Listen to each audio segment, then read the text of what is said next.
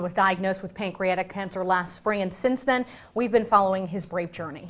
He opened his home and his heart to us all. 27 First News reporter Julie Bercik followed Don's battle every step of the way and joins us in the studio. Julie. Ryan, good evening to you. You know, when you're sick, we all know there's some days that are really good. They're almost like they're bright and sunny. And other days, well, they're almost like a constant storm. Now, we all know Don Guthrie stayed ahead of his forecast. And that is exactly what he did, battling pancreatic cancer, determined to beat it until the very end. Guthrie, 5/14/43. From the start, Don did not let pancreatic cancer define who he was. He wanted to keep forecasting. I feel sorry for people who get up every day and hate their job, but I enjoy getting dressed up and coming to work. His outlook on his diagnosis, fighting it with everything he had in him. He got to ring a bell when he was done with radiation treatment, something that made him smile. So did coming back to work before starting chemo. Good to be back amongst my friends. It's a pleasure to see everybody. Don knew he would have good and bad days with chemo. There were days he told me chemo really did a number on him, but he never complained no matter how much pain he was in. And I never heard him ask, why me? His attitude became an inspiration to all of his coworkers. You got to get a lot of strength from knowing what he went through.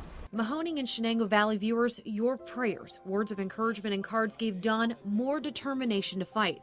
It was an overwhelming dose of medicine. My wife and I sit here and read them and cry a lot. Say, oh, we got to answer that one a lot.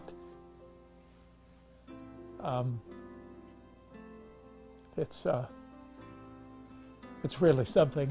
Don found some relief from pain thanks to acupuncture, and right away we saw the changes. He stopped by the station for visits. His appetite came back, and his smooth and calming voice was stronger. Don only thought he'd be able to stay at his September benefit dinner for an hour or two.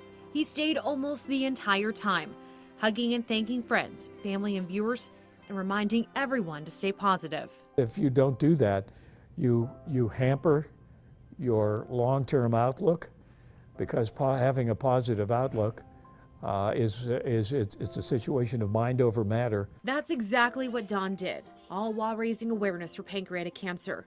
Even in his final days, Don said he was not done fighting, letting us all know there's never a storm you can't weather.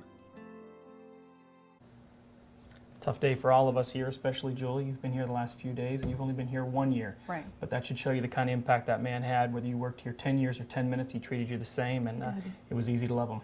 It was, and he was always so caring. He wanted to know how your day was before. And, you know, thinking a lot of Don's stories lately. And one of my favorite memories just happened last summer. Dan Martin and I went to go hang out with Don one night after work, and it was during chemo. And he was on his front yard in his lawn chair with a hat on. And we sat out there just for hours talking. We talked about pancreatic cancer, but we had a lot of laughs. And, you know, Debbie came home from work. She sat out there with us. Neighbors came by. Someone brought ice cream when we were sitting out there. It just showed you how much people loved him. It was a simple summer night full of so many great memories. And, Don, I love you, and we miss you. Joel? We definitely miss you. And we know all of you are missing him as well. That's why his calling hours and prayer service will be open to the public. Those calling hours are Thursday from 3 to 7 p.m. and a prayer service Friday morning at 10 a.m. Both of them will be at St. Christine Church on Shenley Avenue.